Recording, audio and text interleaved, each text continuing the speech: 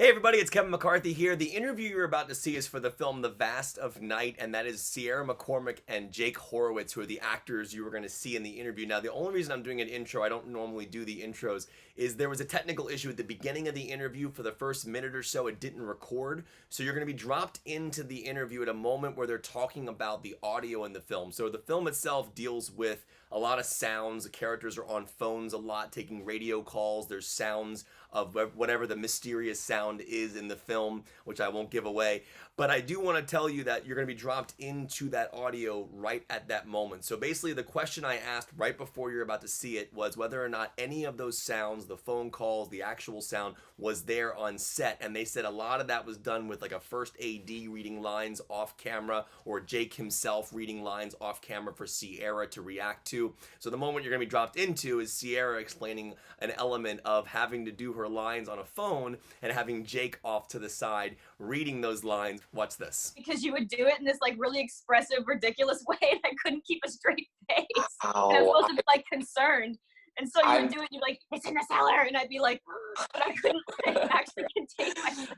Wait, none of that audio was there for you at all? Like, especially when you're on the phone with Billy when he calls in, it's all timed perfectly. How did you get the cues? It's timed.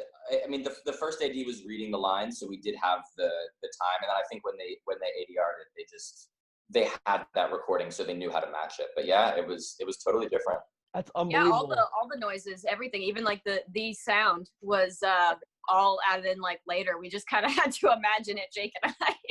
Did they give you an idea of what that sound was going to be, though, at least prior to shooting? So you could almost, because the way you react to it is as if you're hearing a weird sound, and obviously the sound is weird. So you had no idea what that sound even was, even in production? Well, as Jake and I just figured out in the last interview, like both of us imagined it like way scarier, this like sound. We imagined it like to be way more ominous and like upsetting than it actually ended up being. Yeah, it ends up being this like metallic sort of grinding thing that almost sounds like it could be a machine or like a hardware malfunction. And yeah, I think in my head it's like like some very like supernatural. Yeah, in my head it was like dun dun dun, dun like something like crazy. Yeah. Sierra, there's a 10-minute oneer. I think I timed it right, where you're just taking calls. And Yes. now knowing that sound is not there is even more insane to me to think about. How many times did you run that scene? Because it's 10 minutes. I remember looking at the clock. I was like, this is incredible. And the camera's kind of slowly zooming into you. How many takes was that oneer? I don't remember. Jake, do you remember? Was it like 7? I think. I think it was less than 7. I think it was like 5. And maybe. I'm pretty sure the one that he uses is the third. Well, I don't know.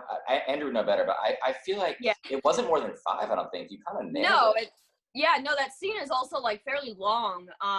And so I don't think we had the luxury of getting to do it like 20 times. But I don't know if I actually could have, honestly. Like I think we did it the right amount of times, because I think I would have maybe tapped out. And usually I'm like, I love doing 1,000 takes, but like I think that one in particular was like, I could go for 5, and that's good. It's an amazing scene. And this is the last question I'll ask about sound, but there's a moment early in the film, a dog comes into frame and then leaves, and it becomes a oneer as you walk up the street. So 2 questions.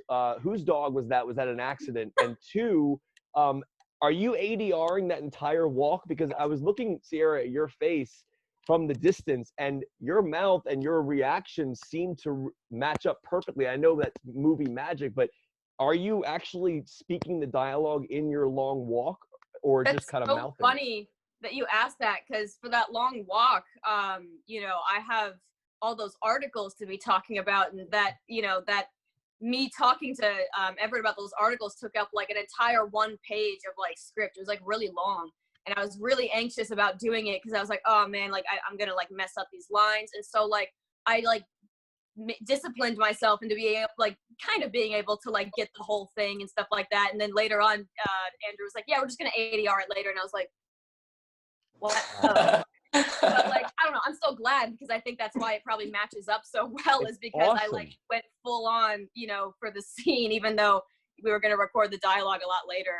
And also that is a dog that happened to wander into the scene. It was like in Hillsborough and Whitney, there were a lot of like dogs and just like cats hanging out all the time.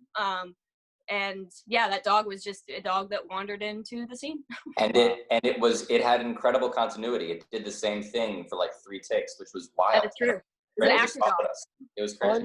Unbelievable. Now, I was reading the film was shot digitally, and I'm just very curious about how they added that grain to make it look like 35 or 16. It looked incredible. My favorite aspects of it actually were, I believe it was during the Billy call when the screen goes black, and then we come back to you. I was actually curious from a direct. I know we're not talking to the filmmaker specifically, but you are the filmmakers as well. I was wondering the reasoning he chose to come back to you sometimes, then go to black, then come back to you. I thought that was really effective. And then when we were in black, you could see the beautiful grains swimming in the frame. So I was just curious what you were told when you were filming that. Did you know they were going to be going to black back to you, or do you just run it and they cut it that way? Yeah, Andrew always said that he wanted to do something with cutting in and out, and he was always like, we're going to introduce this other element at this time, but he never told me when, which I thought was great, because we did it all. I mean, we did it in it might have been like 3 or 4 different setups, but we did it like the whole scene a bunch of times, so I never knew when it was going to cut out, which was great because I think we were talking about this earlier, Sherry, but Andrew's like, I'm not going to save you. Like you really have to know what you're doing, and so it was great. Yeah, it was great that I didn't know exactly when it was going to happen. Sierra, you have a bit in the beginning where you say bacon, and the actual word is breaking. And I don't know if this might be like too hard of a question to think about, but are there words you have been like called out on saying wrong from your friends? Like I've had that happen to me a million times, right? Like I was saying a word wrong. Do you remember any specifics, or is that too kind of like detailed to think about? Probably? Well, actually, I can remember, but like that's like my big fear for some reason. I have like a fear of like misusing words, especially because I'm like a literature like minded like person, and so like I'm definitely afraid of doing that exact thing. And so like the few times that I have, that's like what happens. Like that's what my brain thinks about when I'm trying to go to sleep. It's like, and then it's just like, remember that time you mispronounced this word and everyone thought you were dumb? And I'm just like, but I think for one, I used to, there's these like Keebler snack cookies. And this wasn't necessarily incorrect, but like those Keebler like striped chocolate cookies. Those are the best ones with circles? Right? Yeah, those What's are wrong with like, it? they slap. Yeah, we know. Like, those are an iconic fave. But like, I used to call them Tubby Toast because my parents thought it was like funny. Then I loved like the Teletubbies. And then I like went adulthood, just like not knowing, like not thinking about what those things were actually called. And I went to someone's house and like, yo, you got any Tubby Toast? And they're like, what? And I was just like, Jake, do you have a word, or and if you don't, my other question for you was, I love when Sierra calls you out on your radio voice, because I've seen that happen to people before. They switch up their voice for like radio or TV. Have you ever been a voice switcher for different ways you've spoken? Oh, it's a great question. I don't know. Customer service voice, Jake. Yeah, that's right. Yeah. Hey, how's that? So yeah, great to see you. Yeah. No, I guess I can't think of an exact time. Other than that, I'm sure I've done that, and I'm sure that even if someone hasn't called me out, they've been like, "You sound stupid right now." Did any of the radio stuff work? Because there's a great shot. I think it's towards the middle of the film where you're loading these reels of tape onto the deck, and it's a wonder for a while. Then we switch to the side view of it. But for that wonder for a moment, is that really happening? Does that operate and work for real as we see it? I think so, right? Yeah, I think that. I mean, it's definitely moving the tapes. But I don't think the audio that you hear is actually what was playing, obviously. Wow, that is insane to me, because this movie is all about those sounds and what you guys are listening to, and the fact that stuff wasn't actually there. I want people to understand how brilliant you guys do a job as an actor on this.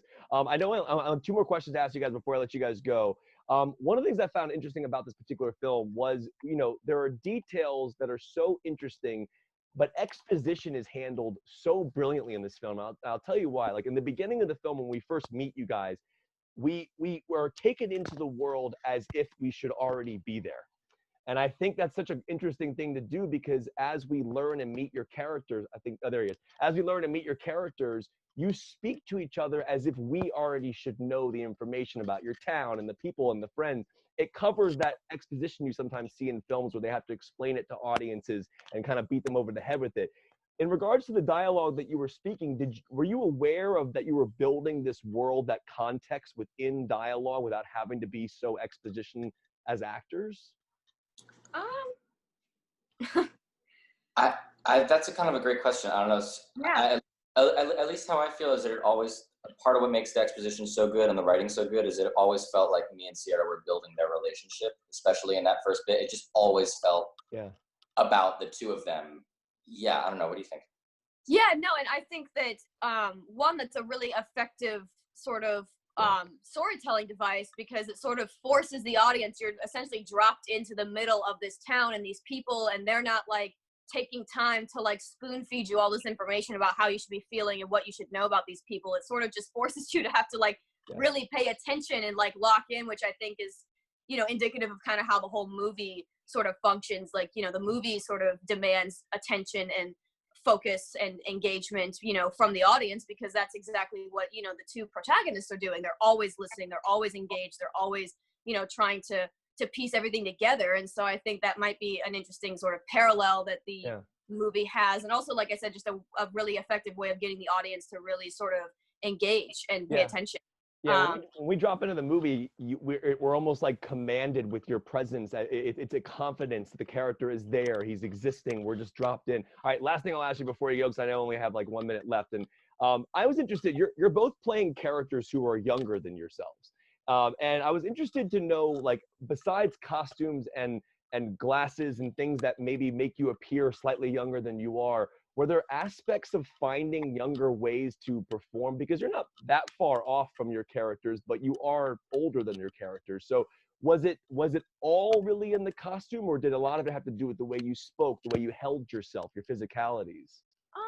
Well, for me at least, you know, Faye, or my portrayal of Faye, is partially based on my younger sister. Because I think that, you know, Jake and Andrew would agree that I'm not like exactly like Faye in real life, but my sister is very close. And so that sort of helped. And then also like Faye's physicality, like I always wanted to make her like a little clumsy and like a little, you know, small. I wanted to really just capitalize and make her look super small. So when I'm carrying any sort of equipment, I'm like really making sure to make it like look like it's super heavy, and I'm like, you know, sort of shrinking under it. And then you know, when they would construct buildings, so like the library that I sneak into very briefly, like the handle of the door is like way up high, like Suspiria almost, where like, you know, so I look really small and ridiculous having to reach up super high to like unlock this door. And so I just think aspects of, you know, trying to make Faye seem really small, because I think her naivete sort of contributes to like the way she comes off as like younger. But I think the physicality, I really focused on trying to make her look as like small and childish as possible. And Jake, for you, real quick before I go. I mean, I think I think what I focused on is, I remember in high school, the boys who were older than you always seemed to have this like just this like faux confidence and this like seeming disregard for your feelings. Like even if they were nice guys, they just seemed like they didn't care about you. Which, hey, I mean, I think you got that perfectly. Which I think is like such a hallmark of like late teenage boys. So I think I focused on that, and that was important to me, to try and make authentic